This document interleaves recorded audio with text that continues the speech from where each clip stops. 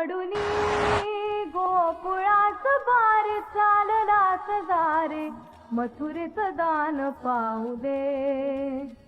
सोडूनी गोकुळाच बार चाललास दारे मथुरेचं दान पाहू दे.